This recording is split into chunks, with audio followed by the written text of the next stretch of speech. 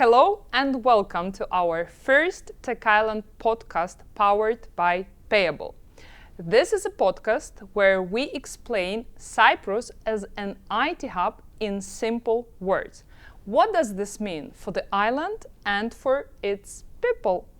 Here you'll hear both sides, from locals who were born here and from expats who choose Cyprus as a home. My name is Tanya Romanyukha and I am General Manager of TechIsland and an expat who relocated here 4 years ago. And I'm Artemis Pnevmatikou. I'm the head of PR and communications at TechIsland. I am a Cypriot, born and raised. I left, came back, and together with Tanya, we reflect what TechIsland is all about. Expats and locals working together to realize this vision of turning Cyprus as a tech island. In one sentence, what is TechIsland? Because we have here operations team of TechIsland, we have here board members of TechIsland and people who are actually created this organization. So TechIsland is non-profit association. It's the largest tech association on the island. We represent more than 350 members, and our mission is to make Cyprus a tech hub, a center for innovation, for digital economy and technology. And this is not just a vision, this is now the reality which we are all contributing in. And sometimes we discuss that we live in our own bubble of TechIsland, of our tech community, and we wanted to sit together and just have this casual dialogue and really share our real, genuine thoughts on what it means for Cyprus, for us, for people living here, for our kids. So, today will be an interesting podcast. For sure. So today we have with us two guests, Stylianos Lambrou, founder and CEO of the Doers Company, a proud Cypriot, a TechIsland board member, and someone who's always believed that this island has the power to do great things. He's not just talking the talk. Even though he had opportunities abroad, Stylianos came back from his studies during the crisis, and he literally went all in. He's the founder of the Heart Group with a big portfolio of properties in Cyprus, and from zero, now his holding company holds 17 properties, yes, such as the Heart Hotel in Limassol and more. And he's also invested in community building, organizing large-scale events. Maybe you've heard of Reflect Festival, maybe, which is in its 8th year now. It's being renamed as the Doer Summit. You will tell us all about it. And this kind of events are putting the island on the map for tech and innovation globally. So welcome, Styliane. Thank you. Thank you very much. And we have with us Ugne Buraciene, Group CEO of Payabl and our TechIsland board member. Ugne leads a company that employs hundreds of people and has made Cyprus a major base for investment and growth. Ugne is a leading fintech professional from Lithuania, and she saw firsthand how London grew into tech hub, and now she is actually contributing into development of Cyprus as a tech hub and can bring this experience from other countries. Ugne represents fintech, which is one of the biggest sectors of tech economy. And she didn't just choose Cyprus for her company, she also chose it as a place to live and raise a son. Hello, Ugne, and welcome. Hello, thank you so much for having me. Okay, Stylianos, we're starting from you. You were from the beginning with TechIsland. You actually even created the name, the branding of TechIsland. So you is kind of the person who believed in the potential of the island and that it can become a tech hub. Why did you see potential so early and how it evolved? Yeah, I think what determines if you believe in something is your action. So in 2014, I took the decision to leave the UK. So I just graduated, and I was really excited to come back. So I took the decision to come back. In 2014, a decade ago was nothing similar to what Cyprus is now. And also where it's going was during the financial crisis. I think maybe it was the second worst time to come back after the invasion of 1974. So I came back and I was really inspired by one of the alumnus of my university back then, Mahatma Gandhi. He said, if you can be the change you want to see in the world. And I believe that one's individual's actions can actually bring a lot of difference. And we see now with the collective effort of a lot of individuals putting their own contribution to the ecosystem, this collective effort can actually change Cyprus and make it what I envision also myself, a truly tech island. And why tech island? Also, let's go back to the name, because I think Cyprus needs to focus on its uniqueness, which is the upcoming tech ecosystem, the talent we have here, but also literally an island, but also metaphorically, I think that island life you cannot find indefinitely in London, where I was also based and experienced. And my personal vision, I think the vision of Tech Island is to make Cyprus the leading or maybe the best tech hub globally, per capita at least, right? I think we are almost getting there. So this is how it started. Back during the COVID times, I also came up with this name, and together, the collective effort with other individuals, we managed to build an organization that can really create a lot of impact for Cyprus. But I know it happened even before you came back, your vision and your genuine belief in Cyprus. Because I had a conversation with one of your classmates from your university. And she told me the story that, can you imagine, she came from Eastern Europe, in London.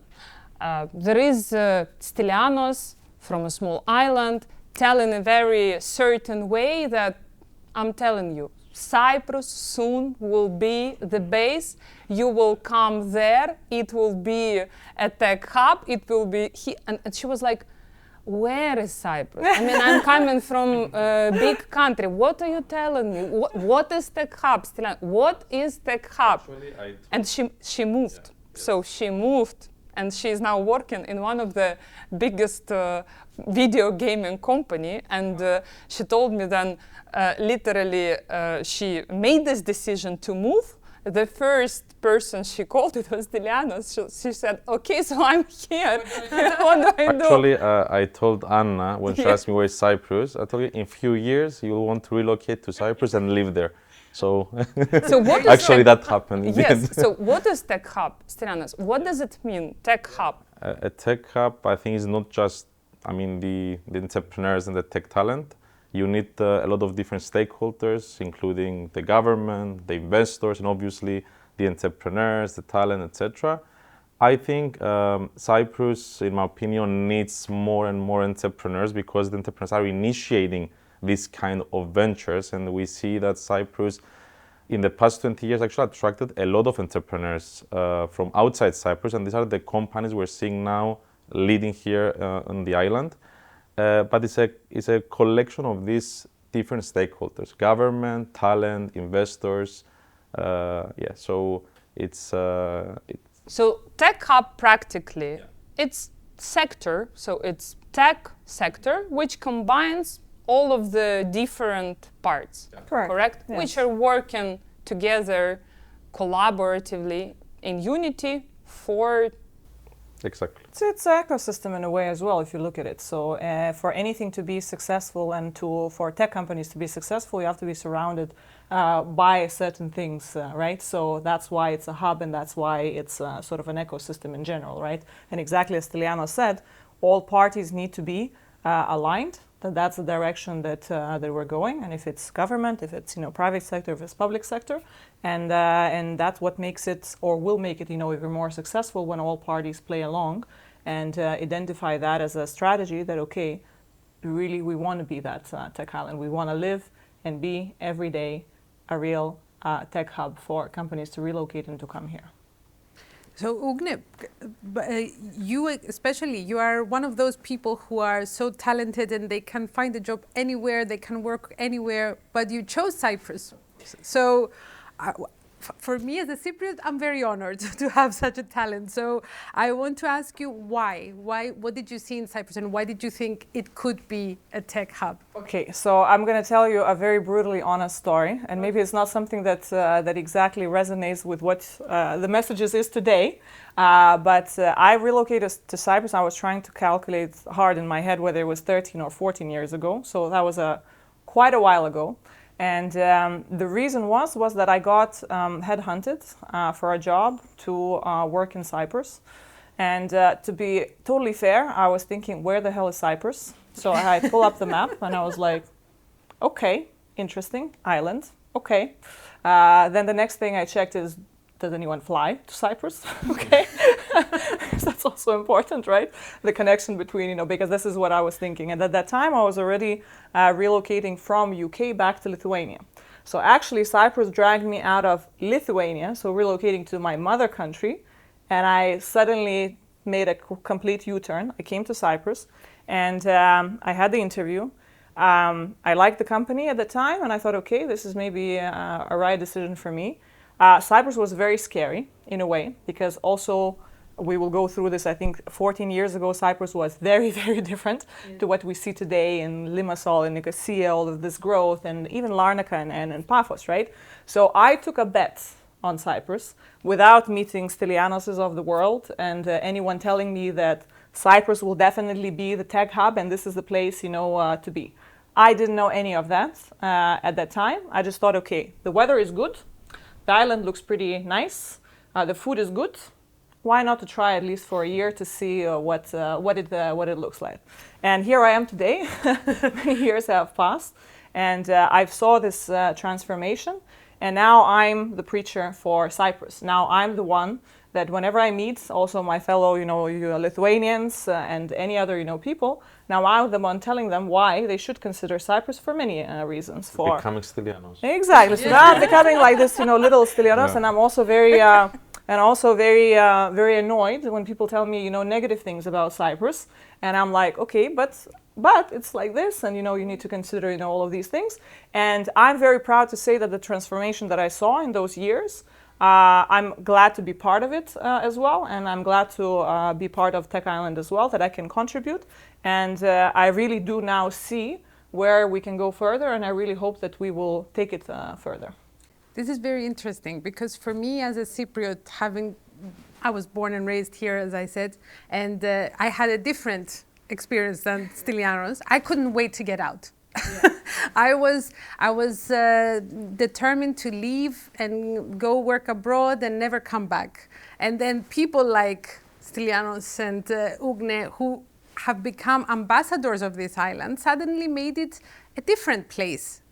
So it makes more sense and it makes it more interesting to come and live and innovate here in Cyprus. It's easy to fall in love with Cyprus. It's really easy because I relocated here from Ukraine also because of job, because I had a job offer. But before that, I already decided that Cyprus is a place to be. And after COVID, I had an idea and belief that now when companies felt this new way of working, that most probably more companies will be choosing islands which provide this lifestyle of enjoying the life. So I thought, like, what I'm waiting for? I want to do business, but I want also to live my life and provide kids international English education and be surrounded by visionary entrepreneurs. And I thought that, Cyprus could be that place, and it's easy to fall in love. I think that's also a very valid point that you made, that you have to also set very clear expectations for what you're expecting from Cyprus as well. And if you have, if you like living in a city, if you like, this, rat race and, going, from A to B hours and constantly being there, it's a choice. Everyone makes, their choices. But I think that that allowance that Cyprus gives us to breathe a little and still do business and still be very successful and still have access to all of the things that we need, I think that's what also is part of the tech hub, right? Because you can live in that and you can attract people, and people can comfortably stay here, which is very important. But You said that it's easy to fall in love, but not all things are good when you fall in love with them. Some of them are, in the end, they don't end in the best way possible.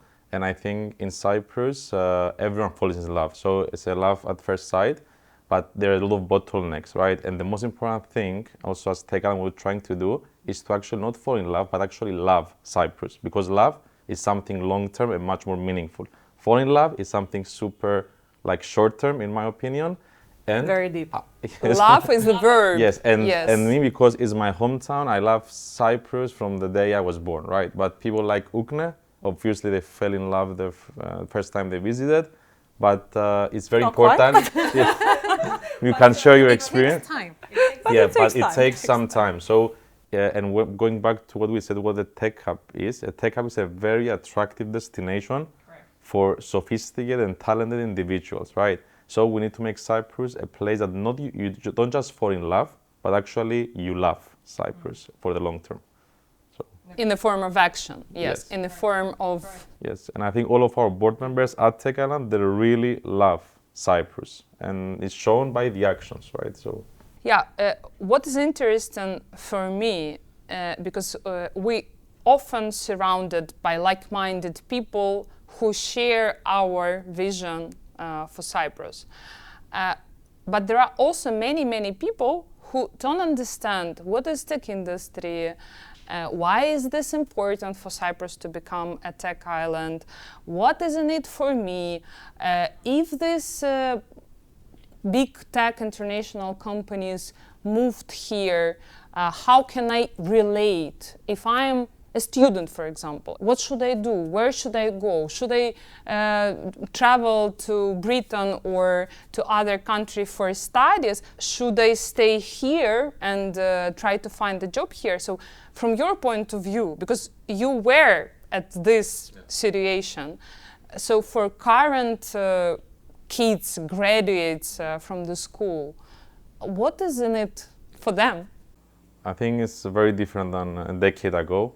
And now with the era of AI, we need to reconsider a lot of things. Regarding the studies, I believe going to university is a great in real life experience where you meet other interesting people. That's how also I met my co-founder at the Doers company. So I will definitely encourage someone to experience the university life because it equips you with other social skills and adventure, going to a different country or even locally. But I really believe that everyone should think like an entrepreneur, meaning that everyone should educate themselves about the basics of many disciplines. For example, from school, I did mathematics, I did also my A-levels, but the only thing I'm using is basic arithmetics, right? Like 1 + 1 = 2. I don't do differentiation, I don't do integration. So the same concept is that we need to know the basics of many things. So as an entrepreneur, I know the basics of accounting, the basics of architecture, let's say. And because I'm not specialized in something, sometimes I find the solution for my architect or the accountant. Because now with AI, I believe you have all these specializations in your pocket. It's very accessible. So if you are what I call, and I have it also here my t-shirt, creative generalists. In the ancient Greek, all the philosophers were generalists. They were politicians, philosophers, doctors, let's say, right? So they knew so many things. And I believe if you're a generalist and at the same time a creative generalist, so you can actually solve problems by connecting the different solutions, that's the future. And I will encourage all the young people to educate themselves about many different disciplines, and they don't need to specialize on that specific discipline. This is my biased advice. Okay, Ugne, question to you. So you represent big international companies. So what do you expect from youth now? Skills, attitude, vision, how they can relate, how they can be connected, how they can understand your needs Okay, it's a very, very tricky and very complicated question because it's very multifaceted, right? Because if you talk as an employer, there's many things that I could say what the talent we're looking for and what the skills we're looking for. But maybe let's start from what you asked in the beginning also to Stylianos, right? So we're talking about Cyprus and how that impacts everyone. And I would like to speak for the youth that is here in Cyprus, right? So I presume, and also from what I'm hearing from you guys, Cyprus was very different. I saw that Cyprus was very different, many years ago. And a lot of people probably, and a lot of youth didn't see their future as being associated with Cyprus. And there's nothing wrong, to still be willing to go out there and to, join great universities across the world if that is, something that they desire. But I really hope that they will understand that they have a place in Cyprus, so that there are companies who are indeed capable of evaluating their skill set after they do return to Cyprus, and that we can definitely give them options of where to work and to progress in their career.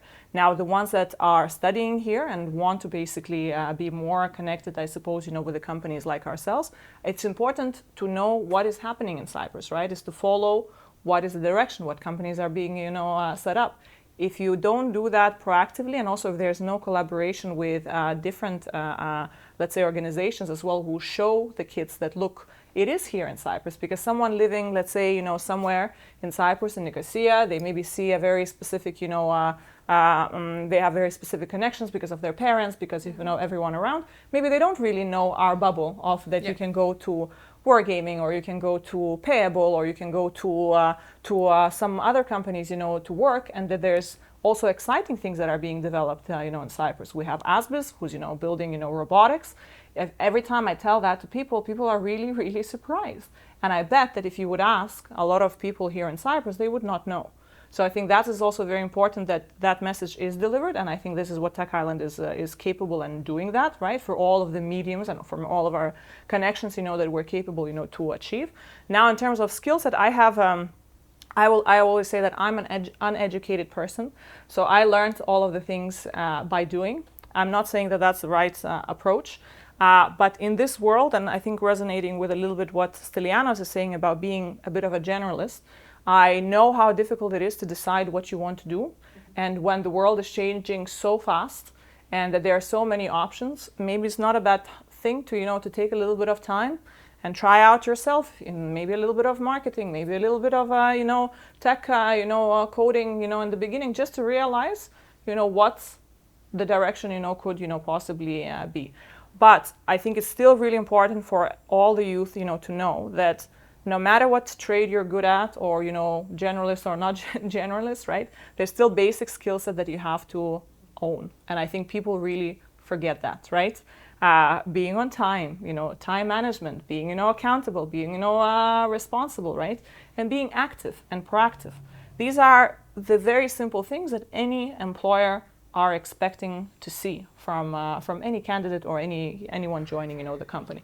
And I think that is really built in universities, because you have this flow and connections are also good in most cases as well. So I think it's important, but every path that anyone chooses is their own, and I think nowadays there's just such a variety of options for them to choose from and to try, and it's not necessarily that that I have to go now to university and to do these things. No, go have an internship in a tech company, apply. Look at what they're doing, what they're up to, and then decide which direction that you need to go. But still, the expectation should be the same, that whoever you approach, you should still have a basic, value system and basic skill set. I think what also matters is that all these tech companies who are in Cyprus, what they can provide challenges which are on the global level. Correct. It's not just companies working only on the local market. There are many companies who are, first of all, working for export globally, but also even local companies. They have amazing challenges for people to solve, and also salaries. I believe now salaries in tech industry better than maybe in many other industries within Cyprus. And it's two things here, because you have to talk about the tax base in Cyprus for employees, And then the other fact is that, yes, there are good employers that are willing to pay, good salaries. But in general, I think if you look, Cyprus has really reached a level of any regular European country, to be honest. But the biggest benefit is that for employer, there is a very good reason to hire and employ people here in Cyprus. And we have offices everywhere across Europe, Netherlands, Germany, Lithuania. And it's if you have to, mark all the benefits and disadvantages for each of the jurisdiction, Cyprus will always come out as the highest. So, and then if you can attract people here, and you can also, we, for example, hire locally, right? So we're not basically importing people, which is also very important. So we have a very mixed nationalities company, and majority, more than 50% of our people are actually Cypriots as well, or foreigners who came already, Cyprus fell in love, and stayed. So this is a very important point, right? Because yes, we are able to attract this, and also we are able to do that in the market where we're at, right? So I think it's fantastic, and it's a really good thing, for people also out there to know that once you're ready or you're looking, for a career, there's definitely companies that can accommodate and be very competitive in what we offer. I think this is a very important shift because back in the day, the paths were, let's say, 4. Yeah. Lawyer, accountant, teacher, and I think doctor. I think that was the public sector. Public sector, yes, of course. 5. So 5. So those were the, and it makes sense because Cyprus is small. It's a small island, so it does make sense that you have specific career paths. Right. But now with this growing industry, the variety, as we discussed earlier, it's immense, and we do live in the bubble, and not everybody knows that. But for this, we have platforms like Reflect, Doer Summit, which can offer and can showcase, it can help young people to enter and understand what's out there, what's happening, because this is quite new and it's running fast, right? So, Styliane, what is it? Tell us a little bit about these platforms and why do you think it's important? Before going to that, I would like to say a bit of history of Cyprus. So, in the 60s, our main sector was agriculture. Then in the 80s, we started introducing the shipping sector, actually helped the island to grow. Then in the 90s, I think we're focusing also on tourism, but also in services. So we have seen so many accountants and lawyers because our economy was dependent on these services, which, to be honest, from agriculture to services, you're developing as an economy. And then we've seen, now we're seeing the tech sector, right? So I believe in economics, like an economy that is dependent on the tech sector with, I think, 18% of the GDP contributed by the tech sector. Actually, it's the leading sector, I would say, on the island. And the tech sector will generate some also different kind of talent that the previous sectors didn't do. And I think that will bring more entrepreneurs, will create more entrepreneurs. I think maybe some people don't believe it, but I think as Cypriots, we are entrepreneurial. And the reason there's entrepreneurs that they choose to go to San Francisco or like in London, I think is because of 2 things that we're missing. We need to cultivate that more. One is risk capital. So there's a lot of risk capital on the island, I think. And the second one, that's something we really need to improve, is the reputation of Cyprus. Because if you're a startup from Cyprus, it's much different if you're a startup from San Francisco for, let's say, obvious reasons.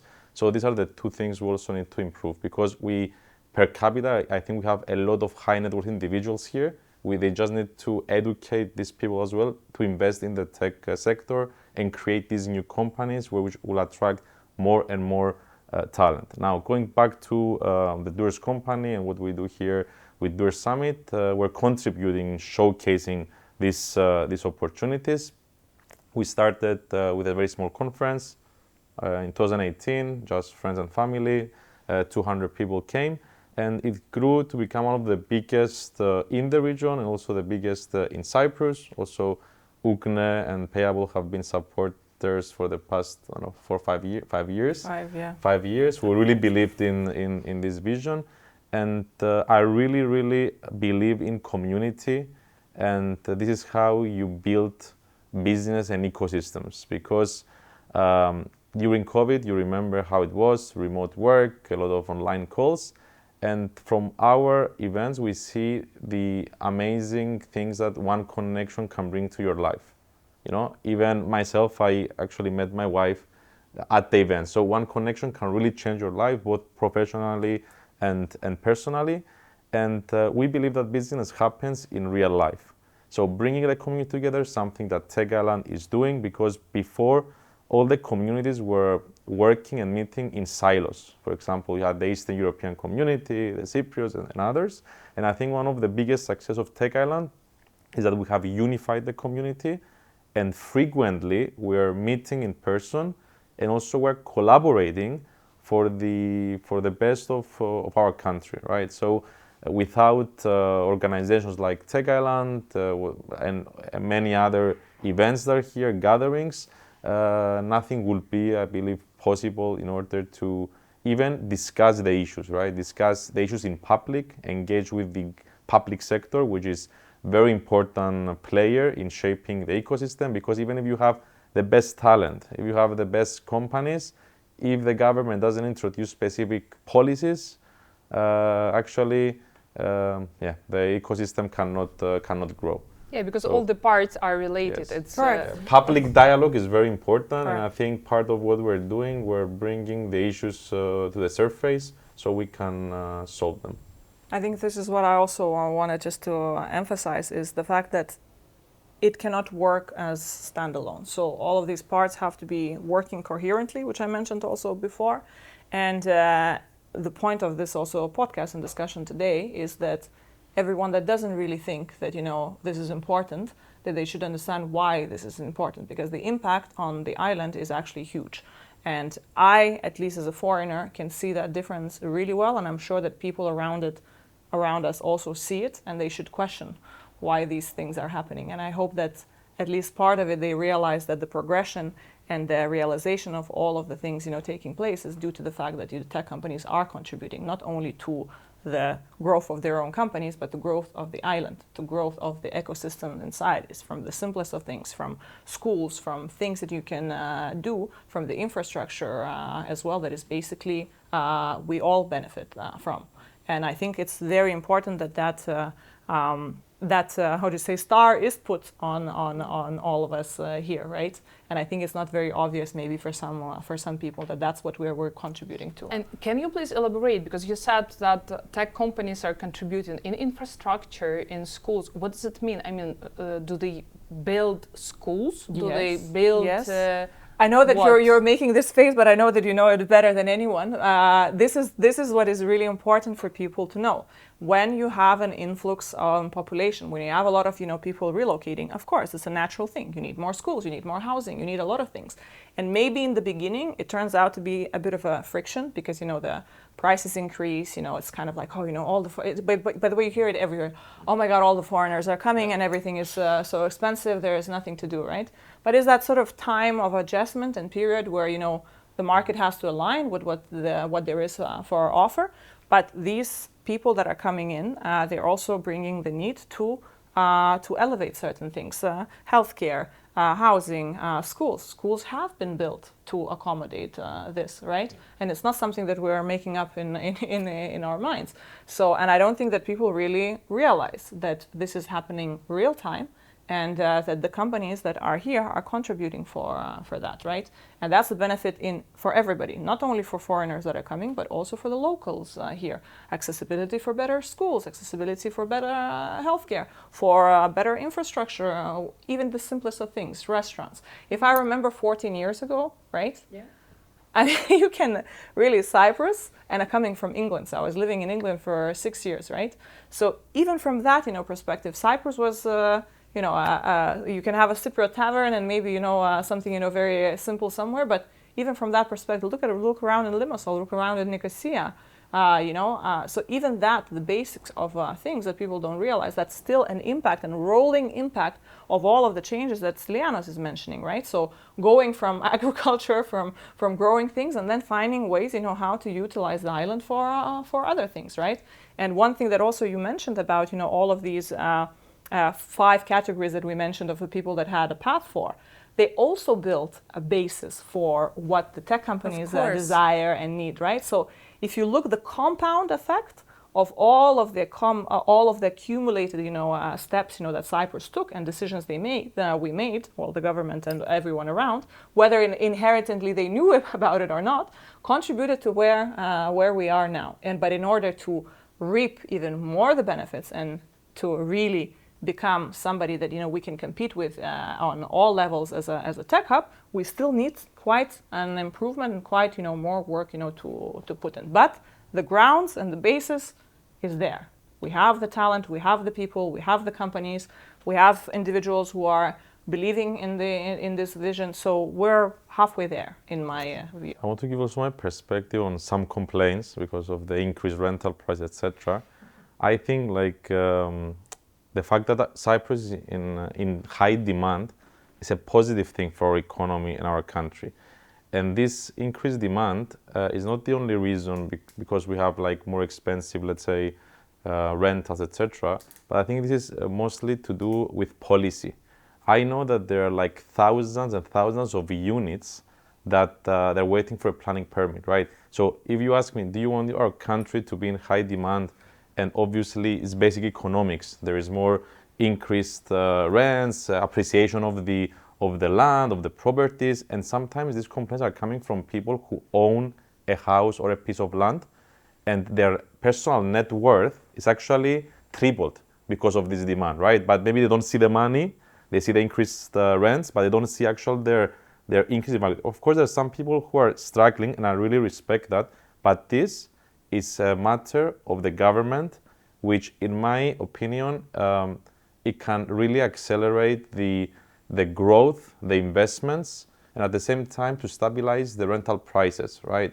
And I believe the companies, the tech companies on the island, they actually increase the threshold of salaries. And the best people are getting the best jobs.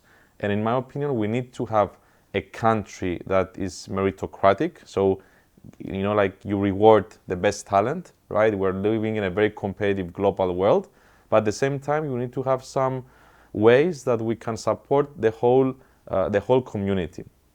So about this, I'm really happy personally that our country is in high demand. We just need to find the right policies, and I know that TechIsland we're working on affordable housing, on incentives on investors in order to increase the supply, but it starts from the government, and this is the responsibility and a weight for the government to act. Because personally, me as an investor in real estate, I've been waiting collectively to over 4 years for 150 units, right? So this is something that the government needs to unlock. And this demand will increase the competition, will increase the quality of hospitality, of schools, of education, everything. So I really think that this is how growth comes and how the country can really, really improve. So what Ugne said, I totally agree. And we need to work together, the society, the tech sector, the government, and all the other sectors to support our citizens. What I can say from my experience, because I had experience in my homeland of working with the government and trying to advocate for different changes.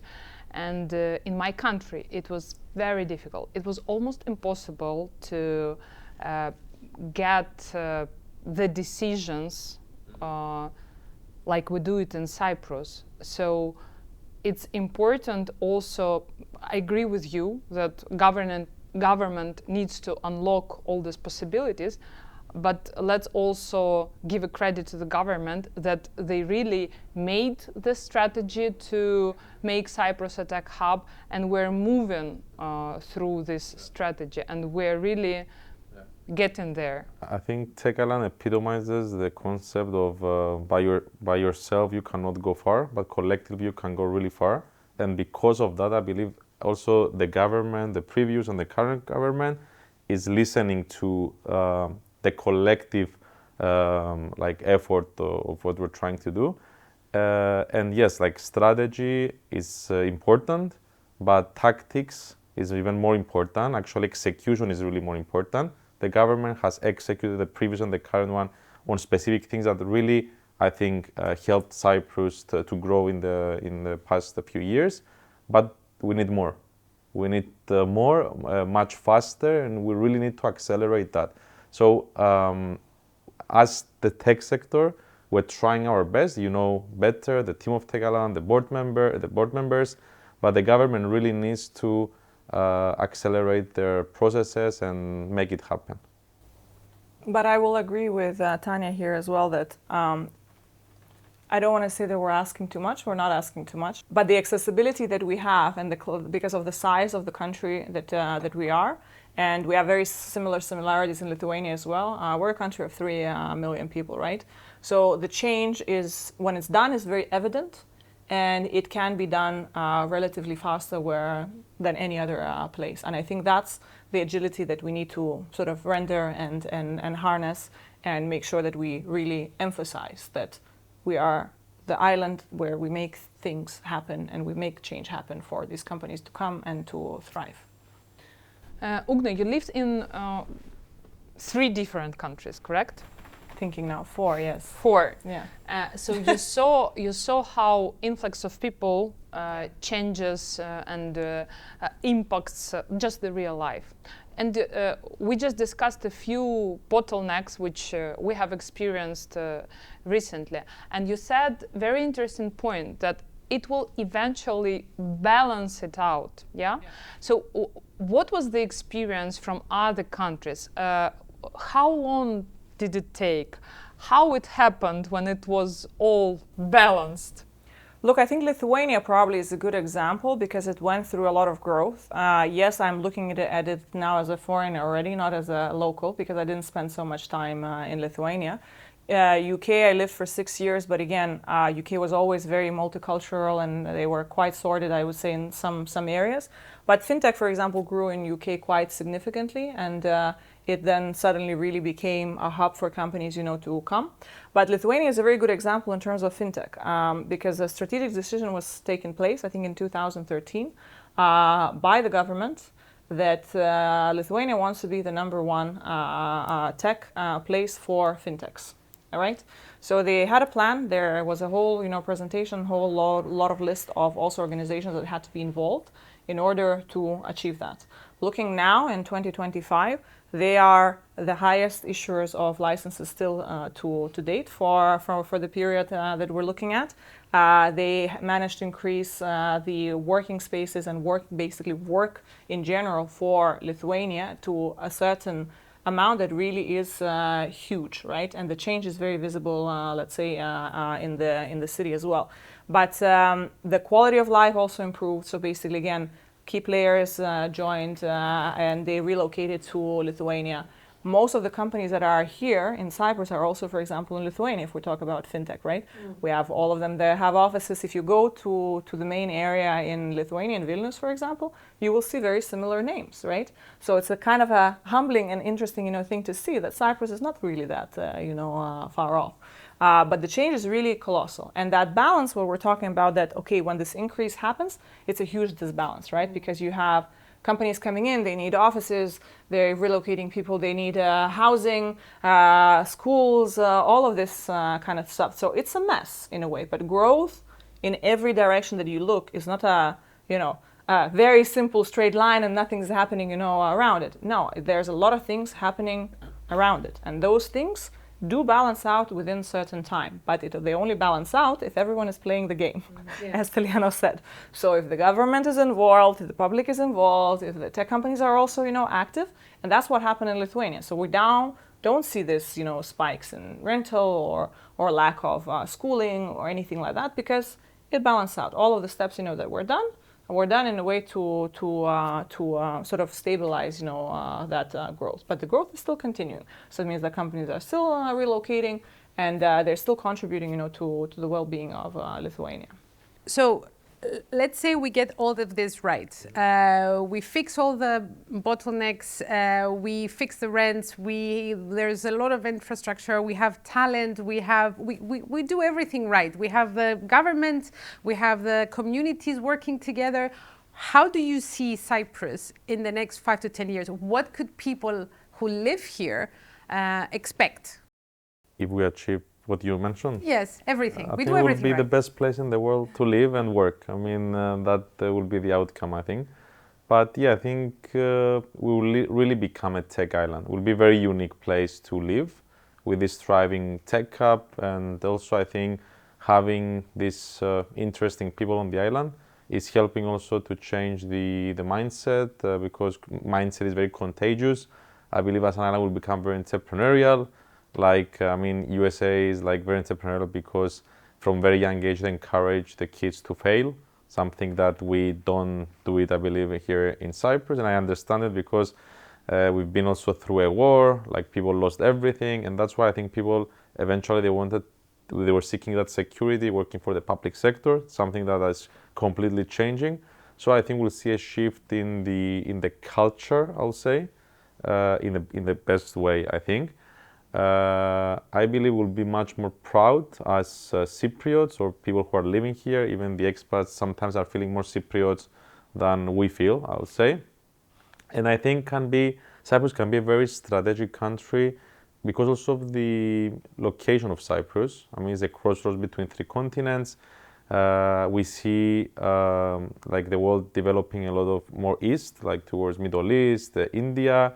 I think also Cyprus is the only European, I always say that, the only European country that we're also in the Middle East kind of thing. We also have similar culture with the Arab world, so we can really work together. Also ourselves as a Doers company, we're collaborating with the local government in Dubai. We're taking Doers Summit there, and they have chosen us over other countries as well, because I think also we can really communicate well culturally as well. So I'm very bullish, I would say, about Cyprus. Personally, I am all in. In my whole 20s, I was always broke because always I was investing in my country, and mainly not because of the potential returns, but really because I wanted to change things. You know, like investing in a building that it was abandoned in the old city, and now by fixing it, you create so many positive externalities for the community. You know, like. And I think at the bigger scale, what the big companies are doing, they're investing collectively billions of euro in infrastructure projects, cultural projects, offices, residential. So what I'm doing at my own small scale projects, I think the whole tech sector is doing it at a very big scale. And eventually we will be able to have much better infrastructure, because in Cyprus is missing the infrastructure, including the schools, parks, pedestrian streets, and all this. Museums. So this will make us more European. And I think Cyprus, it didn't become European just because we joined the European Union. We need also, because if you compare Brussels, let's say, with Cyprus, I mean, for the infrastructure, compared to infrastructure, is completely different. And as I mentioned, I see that the tech sector can actually contribute and invest heavily in order to support this growth. So I'm very, very excited to see the future. So I will be more populist, and I will try to draw a picture that everyone can relate to in what the 10-15 years would look like for Cyprus. So I hope that we will look like Dubai. I hope that we will feel more like Europe, resonating with what Stylianos is saying. So culturally, have things, to do, have museums, have places, to visit, that we would be like that, and we would be the best place to be. And honestly, I think we're not really, really far away, but I think 10-15 years can really make it or break it. And I can see this sort of cross mark between, all the cultures and everything, making it a very unique place. But if I really imagine it in my mind, I see it between sort of Miami and Dubai with these, big buildings and skyscrapers, but still having a piece of heritage and culture that is Cyprus should be very proud of, and we really have a lot of it here. And I think that's what makes it, unique. So not losing that, but really being accessible, having great, infrastructure, and getting, all of the things that we need, in one place. This is how I really truly believe Cyprus will look like in 10-15 years. Yes. So I just thought on that. I believe the wealth will be distributed to the citizens because of this growth. And yes, I'm also very positive with this change. And I hope that I will not need to go physically to the public services to do my things, so I can do it from the comfort of my couch. That's also very important. So it will all be digital. So Yes. by 10, 15 years, I imagine that we will never have to see a Muhtarius ever again. And I know examples of that where it is like that, and I can tell you it's much easier life. It's hot, and you don't want to be outside going to somewhere that you don't have to go. So Don't worry, we have another podcast dedicated to exactly, that. I know. We'll Yes. talk all about So it. just make sure that they do it within that period, so that I can, I can live through that many years still. Okay, thank you very much. It was very inspirational. I hope you liked it as much as we do. Thank you for being our guests, and thank you, Payabl, for powering TechIsland Podcast, and see you soon. Thank you so much. Thank you. Thank you. Thank you very much.